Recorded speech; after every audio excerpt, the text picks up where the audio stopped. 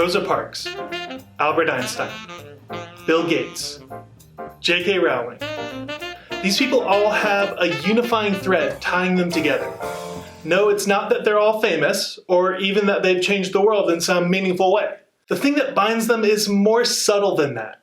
It's something that you can't see by looking at them, or by meeting them just one time. Many of the people listed above might say that this characteristic they share has caused them a lot of pain or embarrassment. But those same people would probably also say that it was the reason they were able to succeed in the way that they did.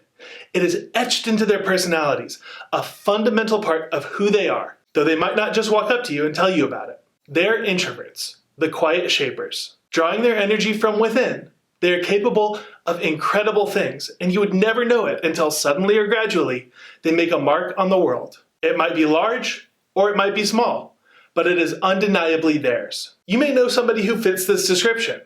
You yourself may fit this description, though if you're like many other introverts, you might find yourself trying to explain away your unique strengths and talents, thinking that you just don't have whatever it is that the people around you who are outwardly so successful have. In this video, we're going to be focusing on three main areas.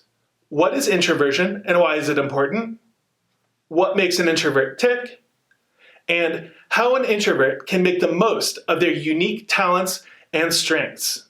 So, let's start at the beginning. What is introversion and why is it important? Some of you may have heard the term, but it may be new to others. There are a lot of misconceptions about what an introvert is and is not, so it's important that we get clear on exactly what we're talking about. An introvert is a person who is oriented towards their own inner world rather than to the external world of people and things. Introverts tend to be more quiet and reserved. They may guard their moods and they might prefer to work independently. Another common way of describing an introvert is by saying that they get their energy from solitary pursuits. An extrovert, on the other hand, gets their energy from interaction with others and their environment. These descriptions do not mean that introverts are always shy and anxious, though that sometimes may be the case. You are also just as likely to find an introvert who has a great time socializing at an event and feels completely comfortable with themselves in public settings. The difference between an introvert and an extrovert is that the introvert will leave that party feeling tired and drained and will recharge by spending some time alone or with a small group of close friends. The extrovert, on the other hand, will recharge by seeking out the very activities that exhaust an introvert. Introversion and extroversion exist on a sliding scale or a continuum. As far as we can tell, nobody is a pure introvert or a pure extrovert. Rather, each of us falls somewhere on a line with those personality traits at either end. We are all ambiverts to some extent, meaning that we have some of each trait and each is expressed at different times as we move through our daily lives. The first psychologist to examine the personality traits of introversion versus extroversion was Carl Jung, and they have been widely accepted into most of the influential models of personality today. While many people have an innate understanding of whether they are an introvert or an extrovert, there are personality tests that return a score or categorization on the introversion-extroversion scale, including the Myers-Briggs Type Indicator and the MMPI. It's important to note here that introversion is not a faulty personality trait.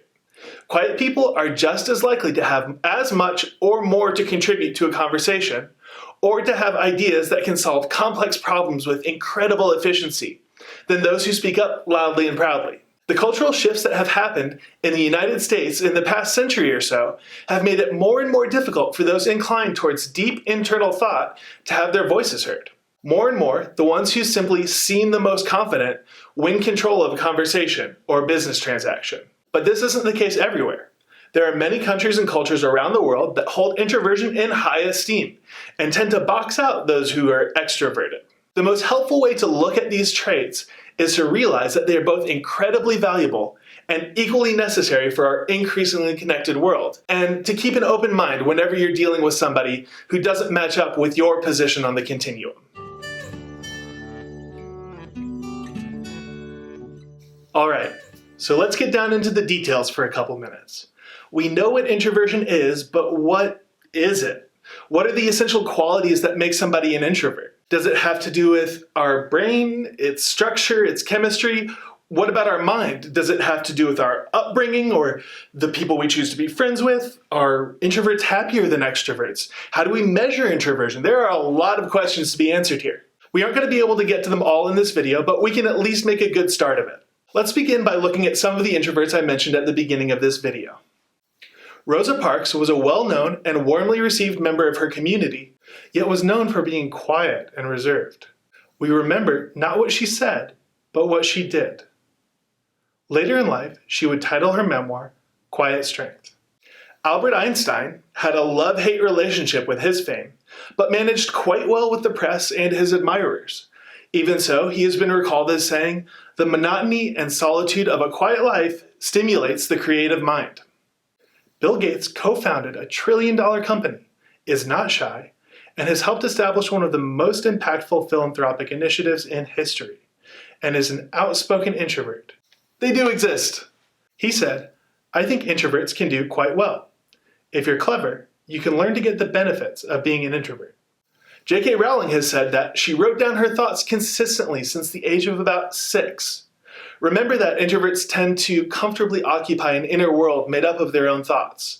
It's no surprise then that Rowling conceived the Harry Potter series on a long solo train ride. Each of these people have at least 2 things in common. They viewed themselves as introverts and realized that this personality trait was a strength they could use to change the world. They may have shared key biological characteristics as well. We could spend ages talking about all the intricate details of the way an introvert's brain works, but I'll just give you a crash course for now. There are 2 key chemicals or neurotransmitters in the brain that relate to introversion and extroversion.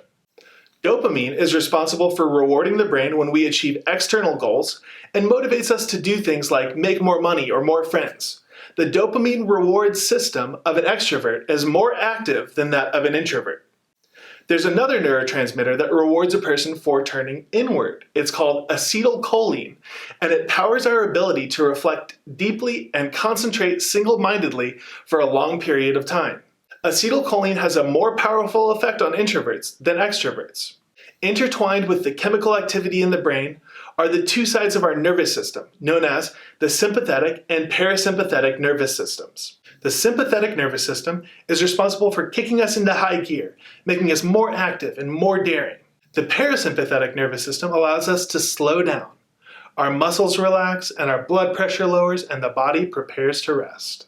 I bet you know which one is favored by which personality trait. That's right. Introverts seek out parasympathetic states, and extroverts are more inclined toward activating their sympathetic nervous systems. These personality traits have been studied in depth for many years, and there have been many discoveries made, including certain things that introverts tend to be particularly good at. They're good listeners, they think before they speak, they're observant, they're empathetic, they make quality friends, meaningful romantic relationships, they network effectively, and they make compassionate bosses. Just like everyone else, however, introverts are not immune to having weaknesses. Introverts may be more prone to anxiety. They have a tendency to put others before themselves in a way that's not productive. They get frustrated easily by distractions, and they may never step forward and present their great ideas. The good news is that once you know your weaknesses, you can either develop skills to compensate for them or learn how to ask for help from people who might be better than you at something. We'll talk more about that in the next section.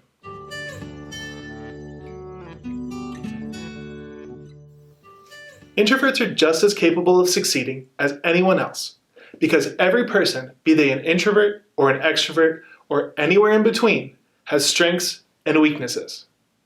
Knowing yours inside and out is crucial to becoming everything you want to be. Take some time to write down your strengths and weaknesses. Seeing them on paper and acknowledging them might boost your self-esteem or could let you know areas that you can improve upon. Let's talk about specific ways that introverts can succeed in a few different important areas of life. Academic success. Introverts typically listen very well, and this can serve them well in academic settings. They may notice details of a lesson or college lecture that could mean the difference between passing, failing, or excelling on an exam. There are also many examples of highly creative introverts who get opportunities that others don't because of the way they see things. See if you can leverage your creativity in such a way that you stand out among the crowd because of your ideas rather than how loud you speak. Career success. As mentioned earlier, introverts make excellent leaders. One reason for this is that they are less likely to steal the limelight from their teams. Instead, they take a step back and actively look for opportunities to highlight all of the people who worked hard and came together to generate a successful result. When employees feel like they are valued and recognized for their efforts, they are more likely to stay motivated and perform at a high level. Even if they aren't managing a team, introverts are usually careful decision makers, and this can be very useful when the stakes are high. They are more likely to gather all of the relevant information and settle on a more beneficial solution. In the weeks ahead, see if there are ways that you can highlight the work of your teammates and recognize that a good decision made slowly is usually better than a poor decision made quickly. Interpersonal success. Introverts are very aware that being around people and socializing can be draining, so they pick the people they allow into their lives with care. Introverts are more inclined toward having a small group of close friends rather than a large group of acquaintances. Since so much care goes into choosing their friends, introverts tend to be very loyal and committed. They're also very sensitive, which allows them to sense not only when they need a break, but when the person they're with needs a break too. This is particularly valuable in long-term relationships when the need for privacy is called for. Regardless of whether it is a romantic relationship or a friendship, the fact is that introverts are such good listeners that the other person will always have a companion ready to listen without wanting to make it all about themselves. Fulfillment. As we come to a close, I want to make one comment about success, and it's just this. Success is what you make it. For you, it could mean having meaningful work, a happy family, lots of money, excellent physical health, or any number of things. The important thing is that you have a clear idea of what success looks like for you. Set a goal, make a plan, and start working towards it step by step. If you're an introvert, don't let that stop you. Learn what your unique talents are and use them to your full advantage to achieve your dreams. Learn what your weaknesses are. Ask someone you trust to point them out so you can work on them to become everything you can be. Your quiet and thoughtful mind is an incredible thing, capable of contributing amazing things to your world and the people in it. Until we meet again at the library, I'm David Buterbaugh. I wish you the best of luck in your quiet life.